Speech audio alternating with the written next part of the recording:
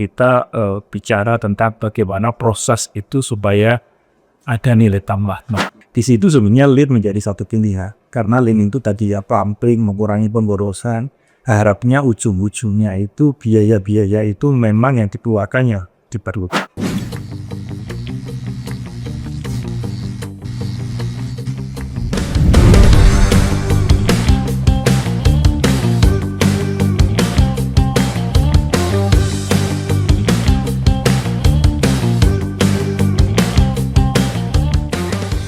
Oke, selamat pagi Sobat Mostrans. Bertemu lagi kali ini dengan Arnold di episode Transport.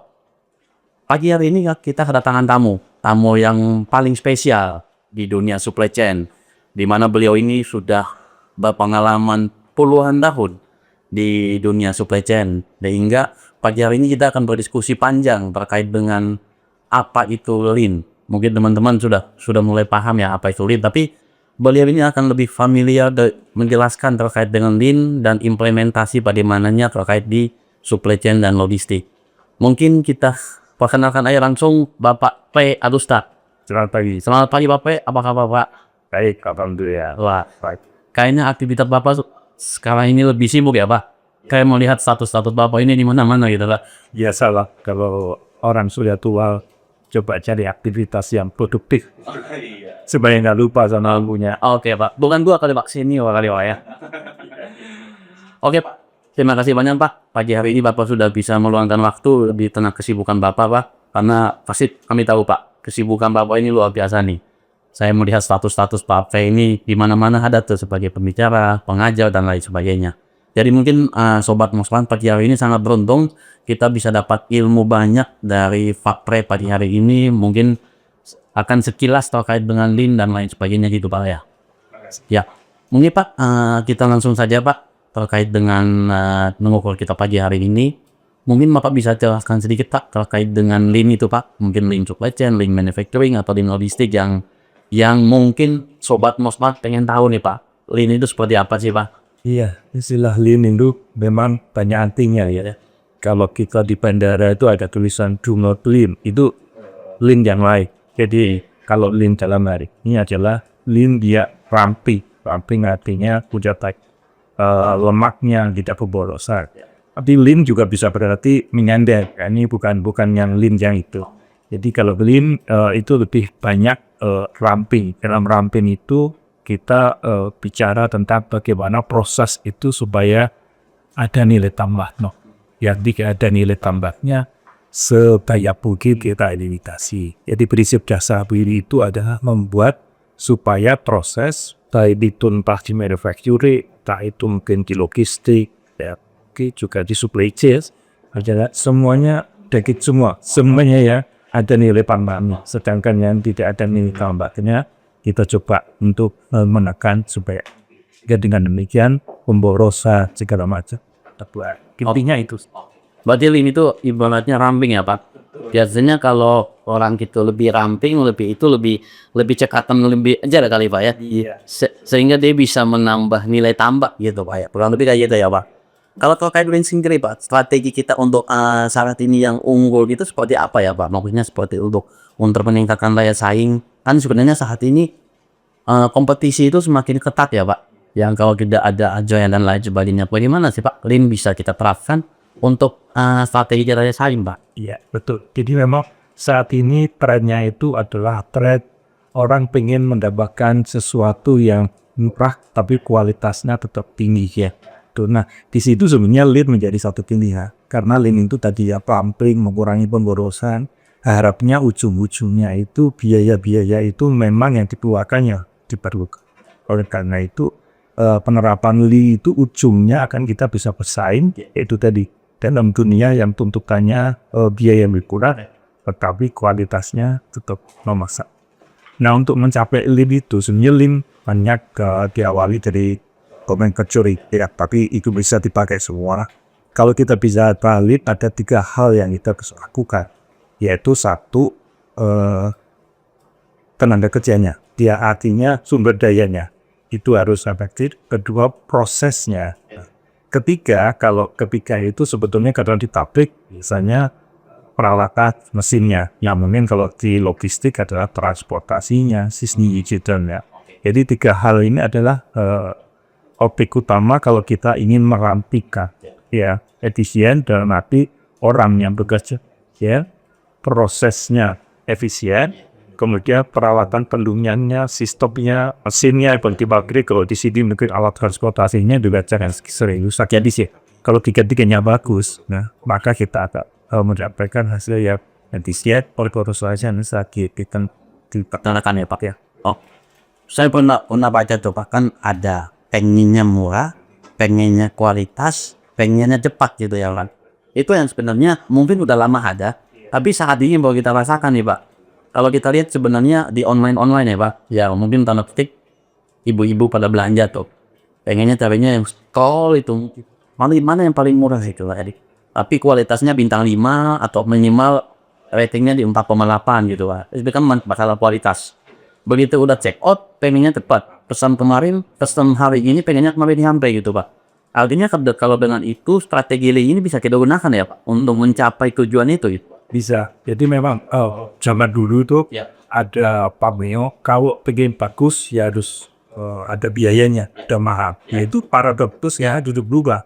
Pengennya bagus tapi ya murah. Ya ini kan 2 hal yang jalan. Nah itu lead menjadi penting di situ karena lead itu satu bisa mengurangi pemborosan biaya.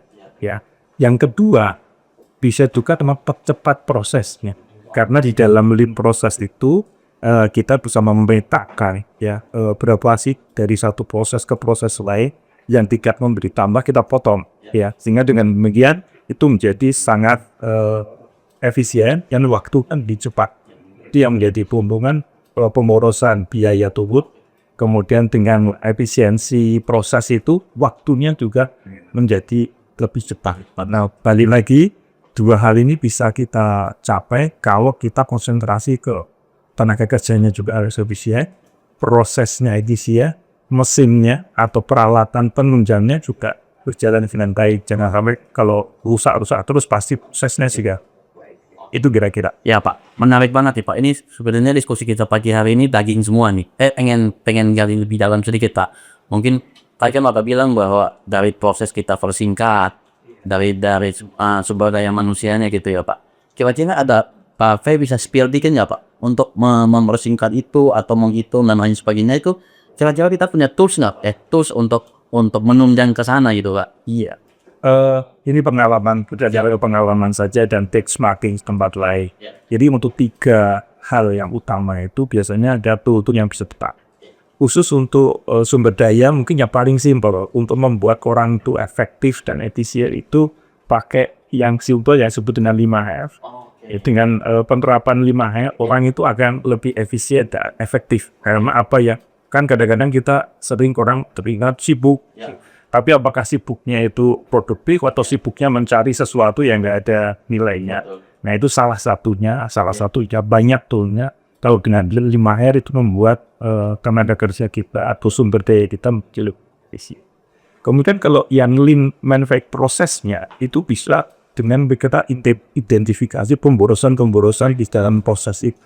Dan mungkin ada 7 maka pemborosan kita bisa identifikasi. Kalau kita bisa hilangkan, maka prosesnya menjadi biayanya turun, waktunya lebih.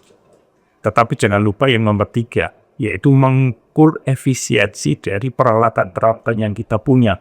Kalau di pabrik ada OE, tapi kalau di logistik adalah bagaimana perawatannya, sikap transportasinya, rusak, seefisien, pemakaian, misalnya bahan bakarnya efisien, gitu juga akan menunjang.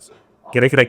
Oke Pak, berarti fondasi awal kita itu pasti 5R dulu ya Pak ya? Khusus untuk orangnya. Khusus untuk orang ya Pak. Nah, mungkin kalau kita kerasa ya Pak, kalau kita nggak menjalankan 5R itu, ketika orang itu mau menggunakan gunting misalkan Pak ya, pasti kan gunting kalau nggak ada 5R yang rapi, pasti kan dia akan mencari kemana-mana gitu ya Pak. Lebih kayak gitu ya Pak, contohnya ya Pak ya. Oke. Mungkin terkait dengan ini Pak, Riva Tekin yang kalau Moflan sendiri kan kita bermain di sektor logistik ya Pak. Sektor logistik. Mungkin Pak Fe bisa sedikit kasih gambaran Pak terkait dengan Lean itu kalau kita mau implementasikan di sektor logistik agar menjadi efisien, ramping dan lincah reinforcement itu seperti apa kalau khusus di logistik itu sendiri Pak? Terima kasih Pak Atmo. Jadi mungkin kalau di logistik ini, mungkin kalau saya kurang tepat bisa tahu, karena ada dua hal utama dalam satu gudang, dua transportasi ya. Sehingga kalau kita memang mau lean di situ, kita juga konsentrasi di dua hal ini yang tentunya akan berbeda. Ya, kalau di gudang itu apa yang kita bisa hemat, kemudian transportasi apa yang kita hemat. Sehingga untuk lean di gudang itu banyak yang bisa kita lakukan. Awalnya sampai desain sampai ke pengukuran produktivitas dari penangguhan di gudang, kecepatannya ya. Nah, itu bisa lihat. Tadi ini juga nanti di transportasi juga ceritanya agak lain. Kalau tadi kan kalau transportasi adalah pemilihan. Misalnya rute, kita milih apakah kita direct kirim langsung atau lewat DC atau lewat cross docking. Nah, itu semua bisa digali mana yang paling efisien ya. Ya, kemudian yang kedua adalah modanya. Kita boleh tahu moda ini kan ya kita sudah tahu mana yang paling mahal, mana yang murah, tetapi hal-hal tertentu kapan kata main darat pun kata kereta api ya kan itu juga penting. Dan terakhir mungkin yang paling simple masalah loading factor. Ya, kita kalau bisa kan full, tapi kadang-kadang nggak bisa full, bagaimana cara. Sebenarnya itu simple, hal-hal simple yang khusus untuk di logistik itu konsentrasi dibuka, konsentrasi di transportasi dengan poin-poin tadi yang saya mungkin bisa. Baik Pak. Jadi sebenarnya di logistik itu ada dua poin, ada gudang dan transportasi gitu ya Pak. Tadi gudang terkait amukan dan lain sebagainya. Mungkin kalau ini kan ini udah puluhan tahun yang lalu Pak ya. Puluhan tahun gudang transportasi baru berjalan puluhan tahun yang lalu itu Pak. Nah saat ini kan kita lagi marak-maraknya terkait dengan teknologi dan digitalisasi ya Pak. Nah itu apakah menjadi suatu faktor penunjang juga Pak? Jadi misalkan kita udah ada lean, kita udah merapikan, tadi sempat Bapak bilang bahwa ada pencatatan, ada pengukuran, dan lain sebagainya. Apakah dengan bantuan teknologi dan digitalisasi ini bisa memperkuat lagi Pak terkait lean tersebut Pak? Terima kasih Pak, pertanyaannya menarik. Jadi kalau kita balik lagi, kalau kita lean kan ada 3 poin utama. Orangnya, prosesnya, kemudian peralatan doang. Nah, digital itu menyangkut 2 terakhir ini. Jadi proses digital itu bisa mempercepat prosesnya, efisiensi kosnya, dan juga untuk peralatannya. Karena dengan sistem digital yang baik, monitoringnya akan bagus, GPS-nya juga akan bagus, itu bisa dimonitor kapanpun. Jadi ini menjadi enabler yang kuat daripada sistem yang khususnya juga di logistik. Karena banyak yang dihubungkan dengan sistem digital inform ya.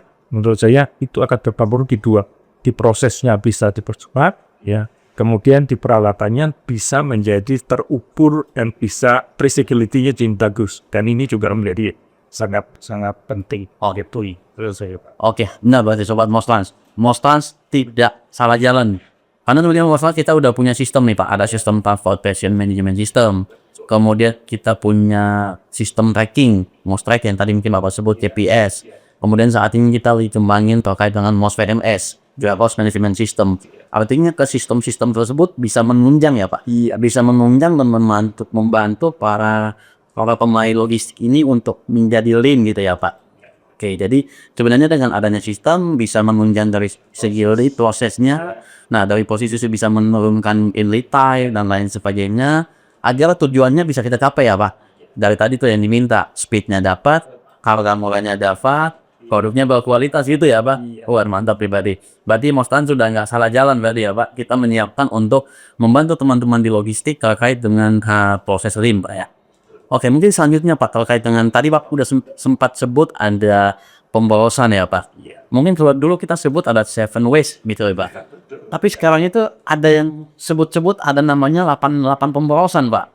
Kayaknya dari tahun ke tahun ada nambah nih Pak. Mungkin apa bisa sedikit cerita Pak? 7 ways itu sebetulnya berasal dari manufacturing ya. Jadi mungkin harus ditafsirkan sendiri untuk logistik. Misalnya kalau di manufacturing nomor 1 overproduction ya.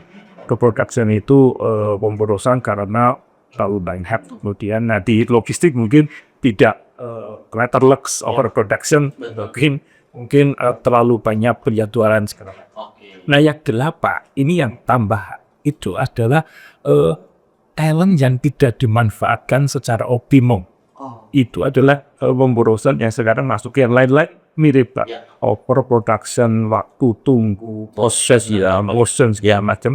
Yang terakhir ini yang muncul nomor 8 itu adalah pemanfaatan talent atau sumber daya yang tidak tepat. Itu juga pemborosan. Mungkin punya kalau dulu kan the right man on the right place. Nah itu kalau itu salah terjadi pemborosan, harusnya bisa perform tersendiri, tetapi tidak. Maka itu kuncinya adalah kita harus bisa menempatkan orang di tempat yang cocok. Ya, kalau enggak itu pemborosan, tak kelihatan. Tapi sekarang menganggap itu justru pemborosan yang cukup besar karena sudah kuat si karyawannya juga mungkin tidak kuat karena yang terakhir jangan salah menempatkan orang atau istilahnya pemborosan untuk pemakaian talent yang tidak tepat. Itu ya Bang Parta. Berarti kalau masalah talent ya Pak, kalau dulu kita lihat kan ada dokter spesialis, ada dokter umum, dokter gigi ya Pak. Mungkin kalau di industri manufacture, di industri logistik kan, waktu dulu kan udah yang penting masuk dulu deh. Anaknya mau ada di mana yang penting bisa kerja gitu ya. Padahal berarti sekarang kita udah mulai melihat itu ya Pak ya. Pokoknya dia punya passion di mana, dia punya hobi di mana, ditempatkan di tempat itu agar dia lebih spesifik gitu ya Pak. Mungkin kira-kira berarti itu harus tepat dengan minatnya dan kemampuannya. Karena ada pekerjaan yang memang tuntutannya berbeda. Kalau itu pabrik tuh misalnya orang yang di riset sama orang yang di QC itu dua hal yang berbeda sekali. Orang riset harus berani menemukan sesuatu, berani kecoba. Kalau yang di QC sesuai prosedur, kalau nggak sesuai prosedur itu salah. Nah ini memang dua tipe. Kalau ini kebalik-balik, bayang orang yang mindsetnya QC ditaruh di inovasi atau kebalikannya inovasi ke sini ya mungkin bisa nggak Pak. Nah yang harus hati-hati memilih talent sesuai dengan kemampuan dan minat. Kalau itu pas biasanya larinya cepat. Oke Pak. Makanya kalau sekarang kan kita melihat Pak, saat ini kan akademis mulai keluarkan sayap ya Pak. Kalau dulu kan kita tahu cuma adanya sarjana ekonomi, sarjana pendidikan, sarjana hukum dan lain sebagainya ya Pak. Kalau saat ini kan sebenarnya di kuliah itu udah banyak macam tuh Pak. Misalkan ada design thinking lah, desain grafis lah dan lain sebagainya. Berapakah itu untuk salah satu perubahan di dunia akademis untuk menjawab itu Pak? Iya betul. Jadi memang akademis itu selalu, meskipun begini, akademis itu tidak selalu harus menyiapkan sesuai kebutuhan. Tetapi juga tidak boleh jauh-jauh. Jadi harus melihat perkembangan. Nah dengan perkembangan digital, apalagi sekarang mungkin kalau kita bicara ChatGPT, GPT, maka mungkin ada kerjaan-kerjaan yang akan diambil alih. Nah tapi selama ini ada yang tidak bisa dialih. Misalkan design thinking, wisdom, bagaimana kita melakukan istilahnya menemukan inovasi sesuatu yang baru. Nah itu yang kadang-kadang dikembangkan lebih dalam supaya tidak hanya jangan memusuhi ChatGPT. Jadi menurut saya ChatGPT yang bisa dilakukan di ChatGPT lakukanlah supaya itu kita nggak usah bersaing. Kalau bersaing sama ChatGPT pasti kalah. Betul. Tapi kita cari yang memang tidak bisa dilakukan pun AI seperti AI ya, seperti berpikir kreatif, kebijakan. Lalu semua ada di luar itu yang harus kita gunakan. Mungkin ya universitas atau institusi pendidikan melihat itu sehingga ini menjadi Oke. Berarti kembali ke pemborosan tadi ya Pak, dari sumber daya itu kan sebenarnya lahirnya AI, kemudian mungkin ChatGPT dan lain sebagainya itu untuk kesana juga gitu ya Pak. Jadi kita harus berteman gitu ya, berteman dengan ChatGPT agar minimal kita bisa mengurangi pemborosan ya Pak. Oke. Jadi teknologi, digitalisasi, AI itu ibaratnya bagi teman ya Pak, on the track agar kita bisa menunjang ke pemborosan, ke LIM dan lain sebagainya gitu ya Pak. Menarik di diskusi pagi hari ini mungkin, tapi waktunya mungkin singkat. Tapi saya akan lanjutkan sedikit lagi terkait dengan pertanyaan selanjutnya. Pak Pre, tadi kan Pak Pre udah sempat sounding sedikit nih. Ada 5 R. 5 R itu menjadi fantasi ya Pak. Fantasi ke fight dengan people gitu ya Pak, dalam sumber daya. Mungkin Pak Pre bisa sedikit cerita gitu Pak terkait dengan untuk mengurangi pemborosan dan meningkatkan efisiensi di logistik itu. Penerapan 5 R seperti apa tuh Pak untuk bisa meningkatkan dari segi efisiensi khususnya di logistik Pak? Ya, jadi ada dua kali ya, ada 5R. Kemudian yang satu lagi efisiensi, tadi saya sempat. Kalau 5R itu adalah pribadi-pribadi. Ya, orangnya harus efektif. Ya, pada itu harus ada resik, ya, ringkas, rapi, resik, kemudian bawa, ya, lagi. Itu ada orang. Mungkin yang perlu dipikirkan juga adalah bagaimana kerja sama orang-orang yang ada di logistik ini bisa sinkron sehingga bisa menghasilkan tujuan yang sama-sama dicapai. Ya, jadi orangnya sudah desain, ya, tapi harus ada sistem yang membuat mereka itu bisa bekerja sama mencapai satu tujuan bersama-sama, istilahnya satu jalur. Nah, berdasarkan benchmarking salah satu yang bagus itu karena kita menerapkan PDCA. Nah, PDCA itu sebetulnya orang yang sudah efisien dari 5R, mungkin juga sudah punya kemampuan soft skill, kemudian ini dirangkum, mereka ikut PDCA sehingga bisa kerja sama-sama untuk mencapai satu tujuan secara bersama-sama. Karena kan di dalam organisasi Mostan nggak bisa semua hanya dijalankan sendiri oleh Pak Arno atau berarti sendirian. Kan harus kerja sama dengan studi yang lain. Bagaimana caranya sakunya menurut benchmarkingnya tapi kita bisa menjalankan PDCA yang bagus. Itu bisa semua bisa jadi satu kekuatan ya kuat untuk mencapai tujuan. Oke, berarti tadi udah ada Lean, kemudian 5R. Tadi Pak Pres spill lagi nih terkait dengan PDCA ya Pak. PDCA itu kan berarti Plan, Do, Check, Action gitu ya Pak. Nah itu kan berarti suatu metode ya Pak, metode untuk kita bisa menerapkan. Tadi udah Lean, udah 5R, tapi harus menjalankan PDCA. Nah mungkin sedikit cerita lagi Pak, PDCA nih Pak. Untuk menerapkan metode PDCA dalam operasional logistik itu gimana sih Pak? Biar yang lebih baik kan tadi kita udah Lean nih, kita udah menjalankan 5R nih. 2 ini nggak cukup, ya Pak ya. Tapi 2 ini nggak cukup, tapi adalah nih PDCA. Mungkin kalau gimana Pak, kalau PDCA itu seperti tadi ya, mengkoordinasi semua yang sudah praktis tadi untuk mencapai satu tujuan. Memang tahap-tahapnya itu mulai plan, do, check, isi. Ya. Paling penting adalah plan. Plan itu sepertinya kuncinya satu, getting commitment. Jadi komitmen ini tadi sudah ke depan kita mau bikin apa? Ya, semua setuju. Oke, kita akan mencapai. Semua komit. Ya, komit bahwa komit itu bisa proses baru, bisa target baru. Ya, semua dari anggota setelah komit itu di breakdown. Oh, masing-masing nanti kontribusinya ini ya, ini semua kerjaannya ini yang harus jalan kan. Itu menjadi plan. Jadi planning sebutnya itu. Dan planning itu kunci utama. Kalau planningnya bagus, bisnisnya bagus. Saya memang ada pitfall-nya orang karena demikian menganggap planning benar, biasanya sudah selesai planning dianggapnya sudah jalan. Padahal planning itu awal, tapi memang itu penting. Karena kalau planningnya salah, ke belakangnya lah.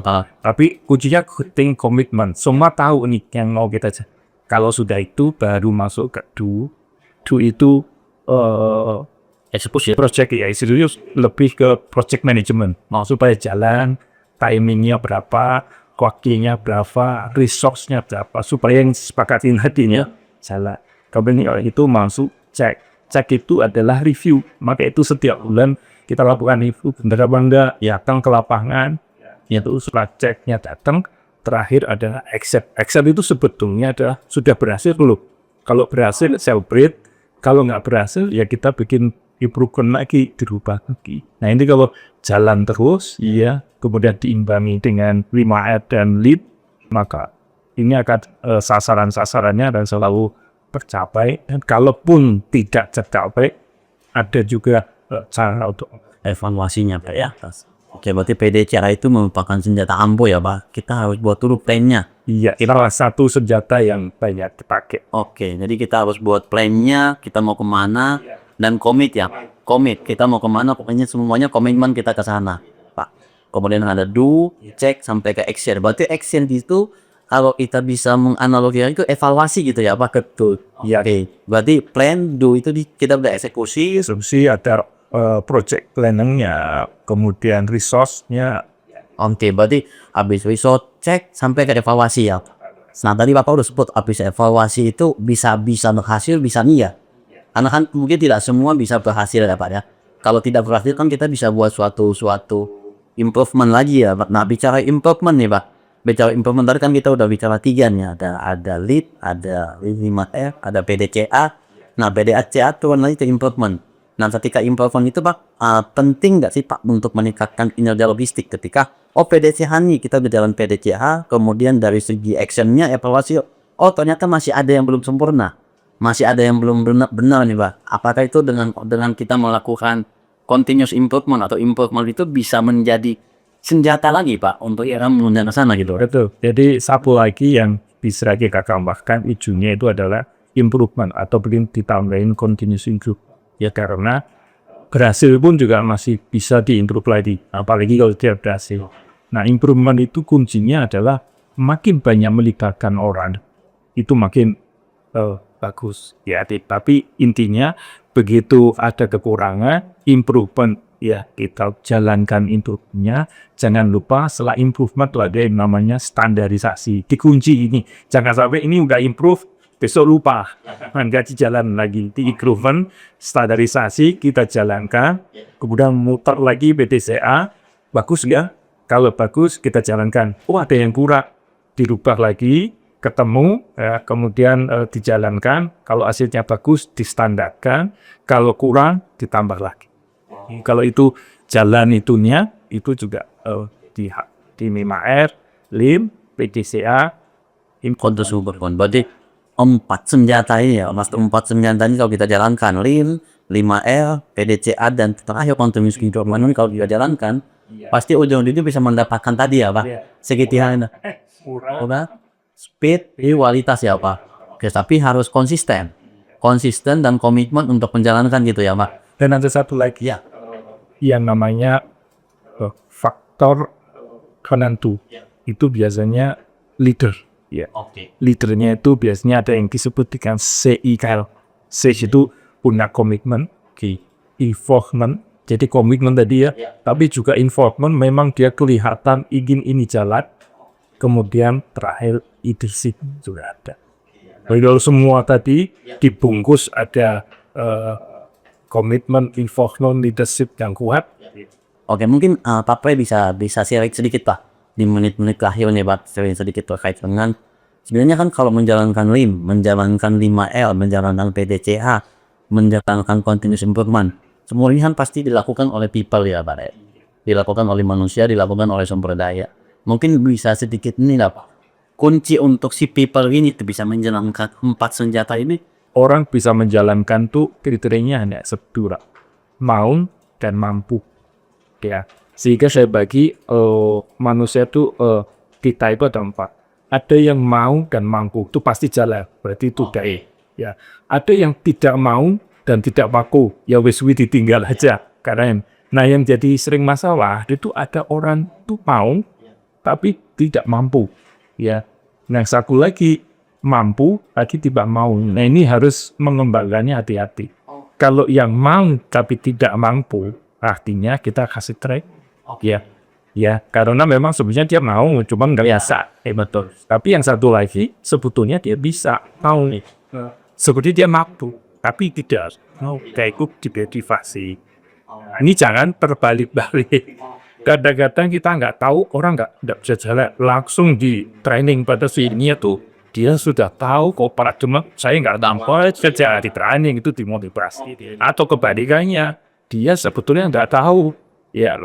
Tapi mau, kalau dimotivasi berusaha sendiri mau, cuma nggak tahu gimana caranya. Nah ini yang harus mengembangkan orangnya. Kalau yang golongan 1, 2 gampang. Kalau mampu mau jalan. Kalau tidak mau, tidak mampu ya sudah, itu berarti tidak ada di kapal kita. Tapi yang 2 ini yang terlalu. Oke, berarti menarik banget nih, mau dan mampu ya Pak. Ini saya dapat, ini baru lagi nih Pak, quote baru nih, mau dan mampu. Tapi pasti kita akan ketemu juga ya, Bang. Ada yang mau dan tidak mampu, ada yang mampu dan tidak mau. Ya. Itu yang kebanyakan di situ tuh. Kebanyakan di situ ya, Pak. Mampu tapi tidak mau. Nah itu ya harus kita masukkan di dalam. Jangan salah, trip mau. Oh gitu. Kalau misalnya trip. Diskusi yang paling menarik Pak pagi ini Pak. Tapi memang waktunya singkat nih dari saya, Pak. Mungkin next time kita bisa atur lagi Pak. Ya silakan. Ya terima kasih. Oke, mungkin terakhir Pak, bisa Bapak kasih closing statement Pak untuk Sobat Mospans yang ada di seluruh Indonesia bahkan seluruh luar negeri, apa sih kit dan trik Pak untuk menjalankan tadi Pak? Ya, memang tuntutannya saat ini adalah semuanya ingin sesuatu yang bagus, cepat, tetapi Oke, itu Mostrans menurut saya sudah tracknya sudah betul. Nah, salah satu yang bisa membuat ini terjadi adalah sistem digital. Sistem digital itu bisa membantu terjadinya sesuatu lebih cepat, lebih efisien, tetapi dari cost juga bisa selesai. Jadi itu pun saya, Mostrans jangan lupakan ID, jangan lupakan digital, karena itu yang bisa membuat proses-proses yaitu seperti yang diminta oleh masyarakat. Bagus, cepat, dan terima kasih. Oke, terima kasih banyak Pak Pai waktunya pagi hari ini. Diskusi yang menarik, sharingnya paling bagus, dan terakhir saya cuman kata mampu dan mau.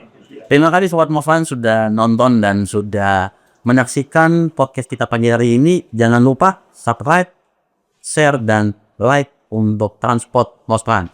Selamat pagi dan terima kasih.